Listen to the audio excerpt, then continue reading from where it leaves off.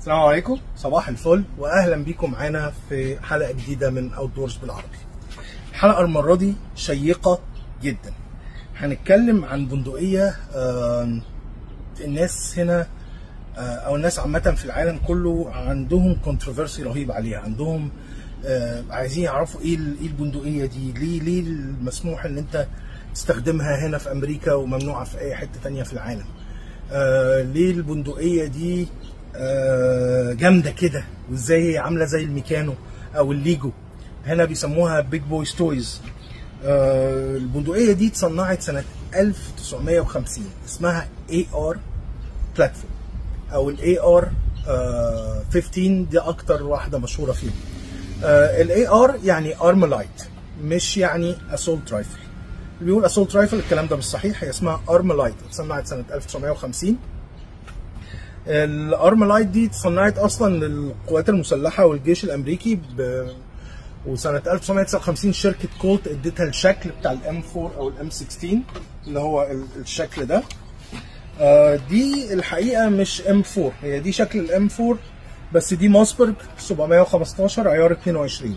هي بندقيه يعني عاديه جدا، بتضرب عيار صغير جدا بس هي على شكل الام 4. فانا قلت ايه اوريها لكم لو احنا هنتكلم عن الاي ار 15. شكلها جامد، بس الحقيقه بتضرب ده، يعني كل دي الشكل المرعب ده بيضرب دي، تخيل يعني. فهي شكل بس، يعني ده اخرك تضرب بيها سنجاب وممكن اصلا ما تجيش فيه ويطلع يجري. بندقيه الصيد العاديه احلى من دي حقيقه يعني، بس هي شكل ولذيذ ان انت تشوطها في الرينج، انما تطلع تصطاد بيها بجد السنجاب هيبص عليك ويطلع يجري، والارنب اصلا مش هيعبرك. دي بقى مختلفه، دي الشغل الحقيقي. يعني الاي ار 15 بلاتفورم دي في منها اي ار 12 اللي هي بتضرب البندقيه ال12، في منها الاي ار 15 ودي بتضرب عدد كبير جدا من الطلقات على حسب نوع الماسوره اللي انت بتركبها عليها. بعد كده في الاي ار 10 اللي هي بتضرب الطلقه الكبيره بتاعت السنايبر، بس هي مش طلقه صيد بس، ده سنايبر راوند. يعني الطلقه دي بيستخدمها السنايبرز وبيستخدمها الناس بتاعت قوات حفظ السلام وبيستخدمها الجيش عندنا وبيستخدموها في الصيد. طبعا ال 308 دي بتضرب بيها ميل ونص 2 ميل، يعني بتضرب 1600 متر 2000 متر وبتضرب التارجت، يعني حاجه رهيبه خرافه يعني. هنتكلم عليها ان شاء الله وهنجيبها في حلقه برضه، يعني لما مفيش مشكله خالص، احنا لينا اكسس لكل الحاجات دي مفيش مشاكل خالص. وهقول لكم حاجه جامده جدا ان شاء الله. في واحد صديق لينا عنده محل اسلحه متخصص في اسلحه المدى الطويل، هنروح نصور عنده حلقه او عدد من الحلقات يعني، وهناخد كل سلاح عنده وهنتكلم عليهم برضه ان شاء الله. فتابعونا ان شاء الله تجدوا ما يسركم. هنتكلم الاول على الاي ار 15 بلاتفورم. الاي ار 15 بلاتفورم اهم حاجه فيها الريسيفر، الحته دي، حته الحديد دي، هي دي البندقيه كلها. دي اللي عليها السيريال نمبر ودي اللي بتتسجل. يعني انا لما اروح اشتري اي ار الرقم اللي على دي هو الرقم اللي بيتسجل. البلاتفورم دي هي اللي فيها الزنات وهي اللي فيها المقبض، هي اللي فيها الجريب، وده هنا الزنات بتاعك لما بتضرب عليه. هي دي اللي بتضرب الهامر، هو ده الهامر بتاعك اللي بيضرب البين اللي بيضرب الطلقه. اللي ورا ده الستوك او الباد ستوك، ده من جواه هنا في سوسته او ياي، دي بتاخد الريكويل بتاع الضربه كله. يعني انت الرافضه دي بتروح كلها هنا، فانت ما بتحسش باي حاجه اصلا، وهي خفيفه جدا رهيبه يعني. الريسيفر ده بتحط فيه عدد من الخزن، دي خزنه 762 في 39، وده اصلا مش بتاع البندقيه دي، ده عشان احنا بس ده العيار بتاعنا في مصر، وانا بحب العيار ده وضربت بنادق كتير وعارف ان العيار ده قوي، بس عيبه في البندقيه الالي الاي كي ان هو مش اكيوريت، مش دقيق قوي، بيرش. فانا عملت موديفيكيشن وعملت جبنا ماسوره بيركب عليها 762 39. بيركب عليها ايه تاني؟ هي بتيجي ستوك اصلا، لو رحت اي حته بيركب عليها العيارين دول. ده عيار 223، ده زي ما انت شايف عيار صغنن كده ظريف جدا، اكيوريت على البلاتفورم دي. وده عيار ال 556 556، ده هما almost identical، مفيش اي اختلاف بينهم. الماسوره بتاعت ال 223 بتضرب 223 بس، ماسوره ال 556 556 ممكن تضرب فيها 223، انما ال 223 ما ينفعش تضرب فيه 556. ليه؟ عشان الماسوره بتاعت ال 223 مصنعه ان هي تاخد ضغط الطلقه ال 223 بس. ماسوره ال 556 بياخد الضغط بتاع 56 ويضرب الضغط بتاع 23 عادي، مفيش اي مشكله خالص. فبالتالي دي ممكن تضرب فيها دي، بس دي ما تضربش فيها دي. بعد كده الناس عملوا اختراع ظريف جدا اللي هو ال 300 بلاك اوت. 300 بلاك اوت ده نفس الدايمتر، بيتضرب من ماسوره مختلفه، هو ده. واحنا معانا ماسوره 300 بلاك اوت. هتلاقي ان المقذوف نفسه كبير وتقيل. الطلقه دي اتعملت عشان تتضرب من الاي ار 15 بلاتفورم وما تكسرش حاجز الصوت، عشان تبقى طلقه صامته، تبقى طلقه صوتها واطي. فبالتالي دي لما بتيجي تتضرب بتتضرب من الطلقات السب سونيك. سب سونيك يعني ما بتكسرش حاجز الصوت، سوبر سونيك يعني اعلى من حاجز الصوت. فالطلقه دي لما بتتضرب وهي سب سونيك انت ما بتسمعش حاجه غير الحديد، لو متركب عليها كاتم صوت تسمع بست وشكرا. بتاعتنا احنا بقى راكب عليها 762 في 39 طلقه البندقيه الآلي. لو قارنا طلقه البندقيه الآلي بطلقه الاي ار او ال 300 بلاك اوت هتلاقي ان هم شبه بعض جدا جدا، بس الفرق ان ال 762 فيها بارود اكتر، طلقه اقوى، طلقه احلى بكتير. بس هي كانت مشكلتها الاساسيه ان هي بتلوش.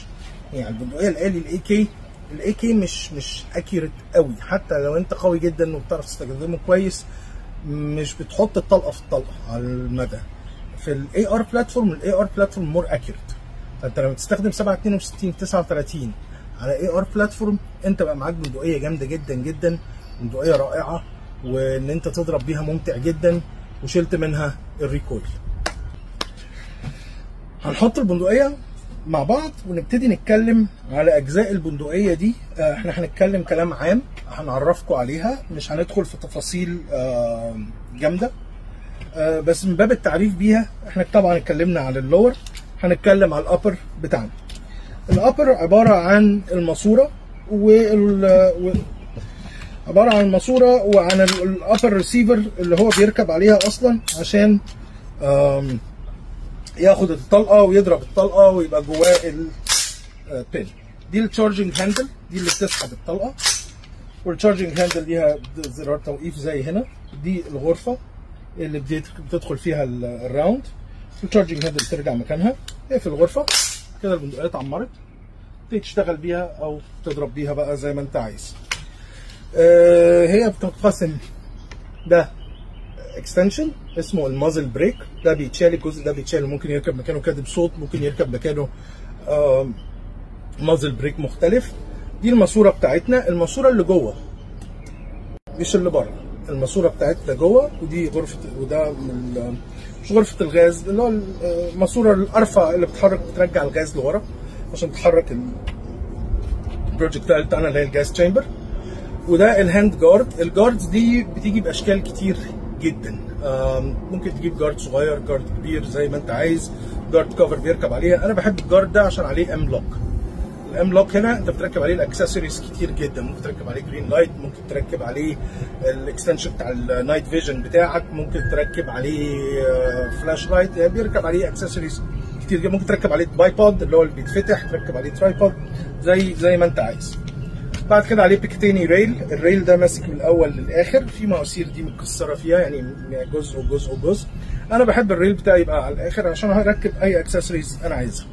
عندي ايرون سايتس، 2 ايرون سايتس قدام وورا، عشان لو انت بتستخدم البندقيه لو البطاريه بتاعت ده ماتت اقلبها، تستخدم الايرون سايت بتاعك وترجعها تاني، مفيش مشكله خالص. عليه ريد دوت. الريد دوت اللي راكبه عليه فيها ماجنيفيكيشن بسيط جدا 1%.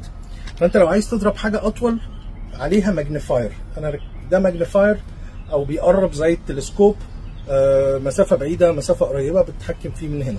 فانت كده انا على مسافه بعيده، طبعا انتوا مش شايفين مسافه قريبه. الماجنيفاير ظريف جدا، لو عايز اضرب من غير ماجنيفاير بفك الماجنيفاير كده بتفتحه تشتغل من غيره مفيش اي مشكله.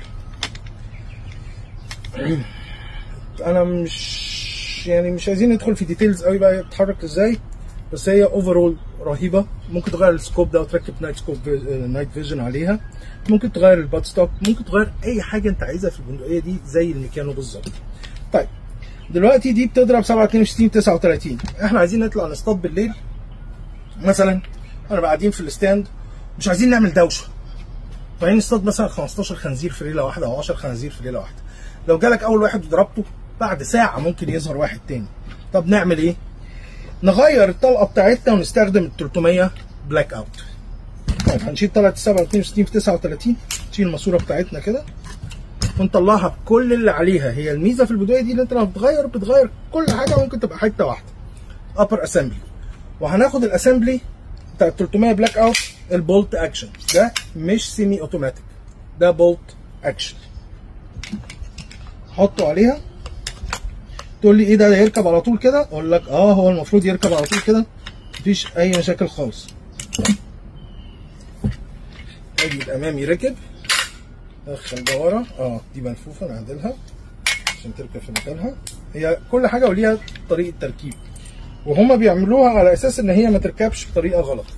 كده ركب عليها البولت اكشن. نفس الفكره هاند جارد، بس هتاخدوا بالكم بقى ان الجارد ده من هنا ما فيهوش ريل، الريل بس موجود ورا. هنا في ام لوك عشان لو هنركب عليه نايت فيجن واحتاجنا نركب النايت فلاش لايت نركبه عليه. لو هنركب ثيرمال بقى مش محتاجين الكلام ده اصلا، بس الثيرمال بحوالي $6000 فاصبروا علينا شويه، هنستلف واحد ان شاء الله نفرجكم عليه ونرجعه تاني. ده ال 300 بلاك اوت بولت اكشن. بولت اكشن يعني بقى دي ما بقتش سيمي اوتوماتيك، انا بقيت كده ايه باخد طلقه طلقه. طب ليه بناخد طلقه طلقه؟ عشان هنا مفيش غرفه غاز. كل الطلقه بتضربها الغاز بيطلع من الكامل من الماسوره من قدام، مفيش رجعه، مش محتاج ان انت تاخد غاز عشان يرجع يحرك لك البولت بتاعتك عشان يعمر طلقه تانيه. عشان الطلقه كده كده انت بتعمرها يدوي. فلما بتعمل كده تركب عليه كاتم صوت البندقيه بيبقى كانه مش موجود، حيوانات ما بتحسش بيك. انت تطلع تصطاد في الليل مركب كاتم صوت، تضرب الاولاني يقع في مكانه، التاني اللي جنبه مش واخد باله. فدي من المميزات الرهيبه بتاعت كاتم الصوت في الصيد. في حاجات كتير قوي احنا ممكن نتكلم فيها على البندقيه دي، في اكسسوارز كتير جدا جدا جدا فوق ما انتم متخيلين بتركب عليها. في تريجرز، في زنات بيركب عليها بيخليها فول اوتوماتيك قانوني، مش لازم تاخد له رخصه. في حاجات كتير قوي، يعني كم الحاجات اللي ممكن نتكلم عليها على البندقيه دي رائعه يعني. فاحنا هنكتفي بهذا القدر المره دي، وان شاء الله كل ما نجيب اكسسوارز جديده هناخد اللور بتاعنا ونركب عليه. ممكن نبقى نجيب لورز جديده ونفرجكم ازاي احنا بنشتغل عليها برضو، وان شاء الله هناخدها هنضرب بيها في الجان رينج ونفرجكم عليها وهي شغاله في الجان رينج. احب اقول لكم صباحكم زي الفل، تابعونا، شكرا ان انتم بتتابعونا. في مجموعه جدا كبيره من الناس بتشجعنا واحنا بنقول لكم شكرا، وشكرا على تشجيعكم. وفي مجموعه اصلا ما بتحبش السلاح ولا بتحب الصيد وشايفه ان احنا قتالين قتله وبنقتل الحيوانات من غير سبب. احب اقول لكم ان احنا ما بنعملش اي حاجه من الحاجات دي، احنا بنصطاد للاكل او بنصطاد طبقا للقوانين بتاعه الولايه. يعني احنا لما بنطلع نضرب خنازير احنا مش بنطلع نضربها عشان احنا بنحب نموت الخنازير، ده طبعا هوبي مش وحش، بس هي الخنازير بتضر بطريقه رهيبه. يعني التكساس باركس اند وايلد لايف ديبارتمنت بتقول ان الخنزير الواحد في ليله واحده ممكن يعمل دمار في المحاصيل الزراعيه بحوالي $1000. خنزير واحد بس في ليله واحده، في 30 يوم $30,000، يعني في السنه $300,000، اكتر من $250,000 في السنه خنزير واحد بيعمل كده. تخيلوا ان في آلاف الخنازير بره يعني.